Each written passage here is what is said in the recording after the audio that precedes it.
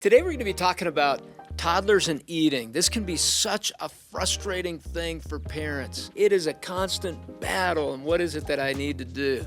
But it's a great question. We're going to be talking about that from a biblical perspective, from you as bringing Jesus into the mix as you're trying to respond with grace, with love, with compassion for your child as they are either wasting food, feeding the dog. They're in the midst of battle with you. So let's start with, why do toddlers stop eating? What happens? And there are a variety of reasons why a toddler may not be eating. One is that they are hitting a spot in their development where they're not needing as much food. And so maybe they were eating a lot and all of a sudden they're not eating as much. Just know that that can happen. There are windows of time where a child just may not require as much food.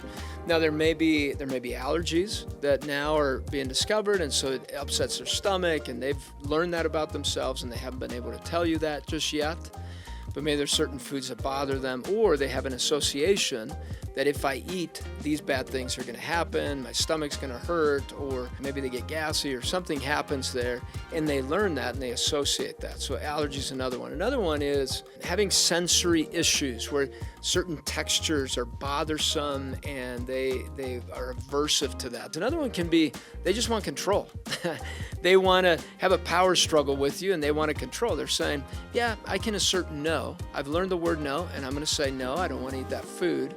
And they want to try that out, and especially at mealtime. Another one could be that they just want to get attention. They've become clowns with the food, and maybe initially there was laughter with it, and they got a lot of reward from that because they were playing with their food and people were laughing. That actually gets a dopamine rush for a child to have a positive reaction, like laughter from other people can create a tremendous amount of reward for a toddler. So realize that they could be all attention getting. Maybe they're distracted. There are a lot of things going on. There are a lot of people talking, people getting up, but they lose focus on eating food during that time, and they know I can get snacks later anyway, so why spend time right now eating? I'm more interested in whatever everyone else is doing, and I want out of my seat because other kids get to leave the table and I want to go too.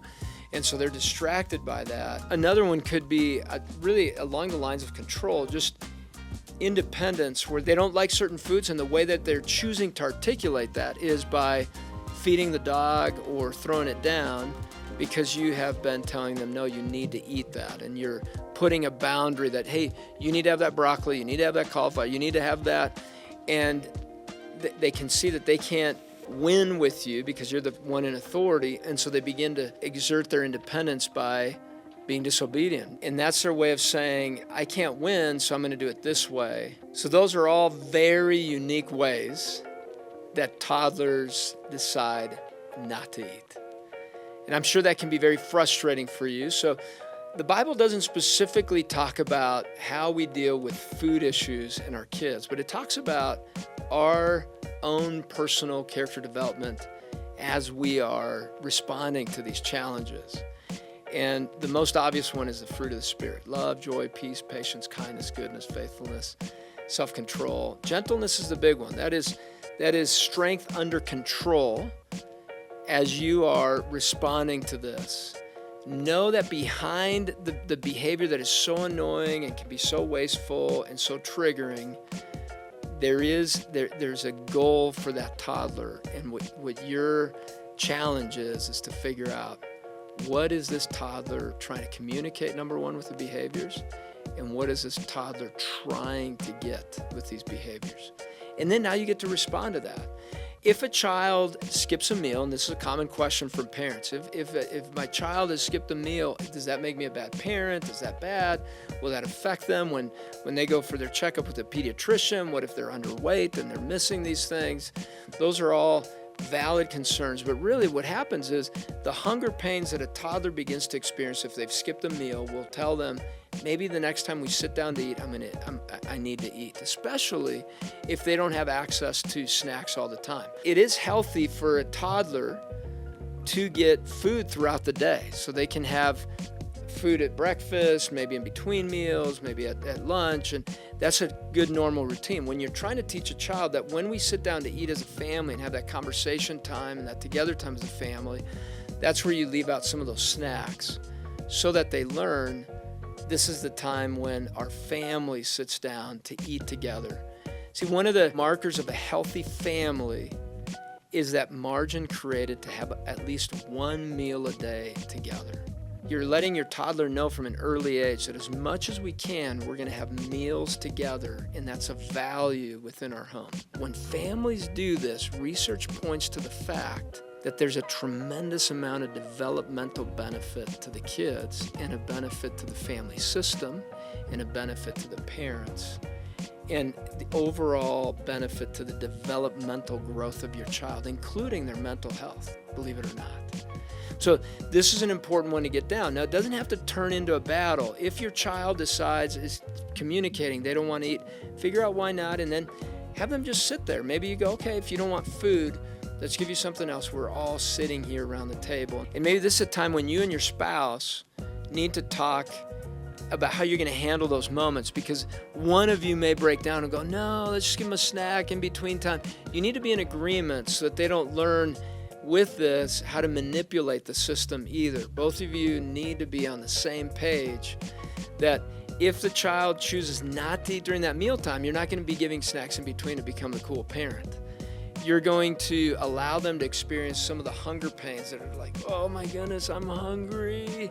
And their mood may dysregulate a little bit. They will quickly get into that structured system that you're putting in place. I remember being so picky. I feel so bad for my mom. We would go to McDonald's and I would want a plain hamburger. Nothing could touch it. It had to be just plain, just the patty and the bread. That is it. And if there are pickles, if there's mustard, any of that stuff, I didn't want to eat it. I didn't want to touch it. I remember throwing a couple times where I was going, well, I'm not going to eat.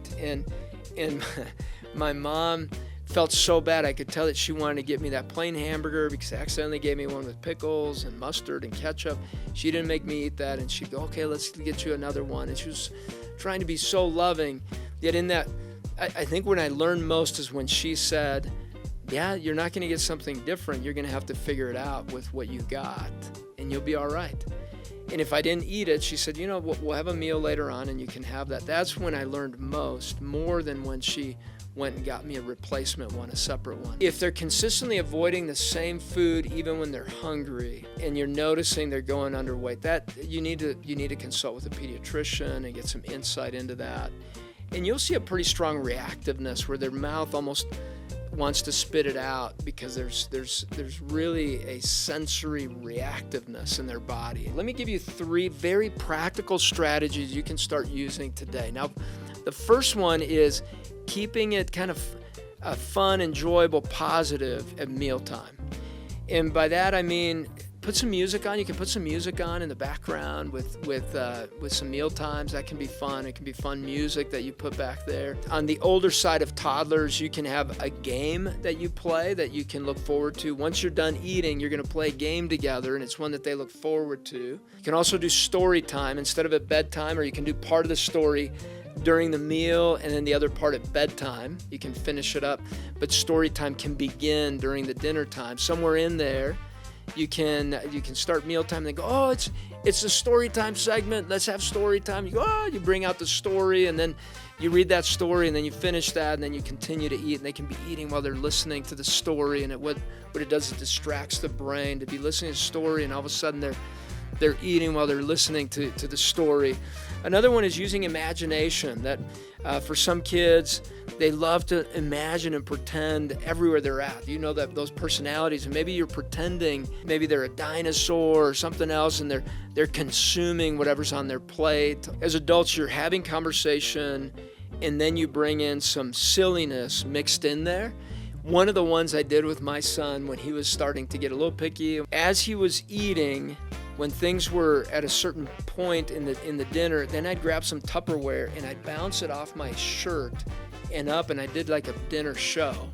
And he would laugh, and he'd get distracted a bit and would be laughing, and it got the positive endorphins and neurons going.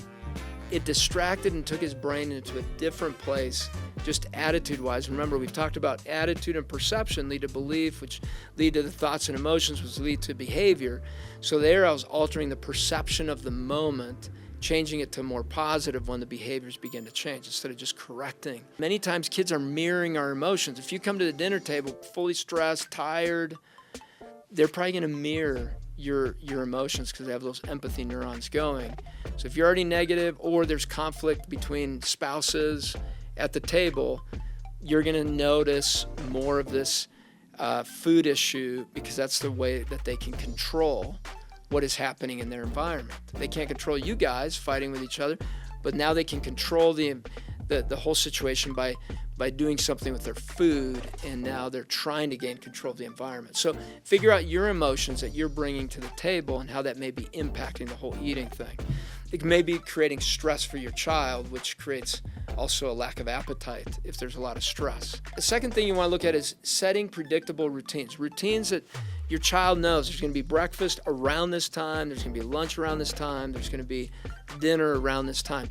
Set those predictable routines. Learn what food favorites are there, part of your house, and keep track of those and rotate those in and make a big deal. Hey, the favorite's coming in, but it's not every day that they have that favorite, and have them learn to expand their list of favorite foods. As you're rotating foods in, rotate with a favorite, rotate a new. Okay, so with a favorite meal, rotate a new mixed in there because they're already having kind of a positive response. If you're trying to introduce new things all at once, they could have a real aversive moment with it. But if you have a favorite mixed in with new and you continue to kind of mix that in, you're going to see that their palate expands because there's a positive response from the brain for that. Now, if you're doing sugars and breads, nothing competes with that. If you're doing pizza all the time, things that kind of create a high dopamine response, healthy foods are not going to be really that exciting for a child. So help them from an early age enjoy the healthier foods. They're not going to have to learn how to like pizza, cereals, all those other things that really create problems for you introducing the healthier foods. From a young age, introduce the healthier foods, make them yummy, add butter, add those good fats, add flavor to it. Have them help you with that. The more they help you in the kitchen, even as toddlers, the more they love to interact with food in a healthy way. Be sporadic with those sugary and carb-loaded foods. Hey, if this video was informative for you, make sure you like it and subscribe to the channel. We love having you as part of the community. Share your comments. What are some of the favorite foods your toddlers are having in your house? Maybe there's something I didn't cover in this video. Let us know that. This is part of a community, talking with one another. The comments that you send in, we read and we value as you're talking with each other and with us here. I'll see you again soon.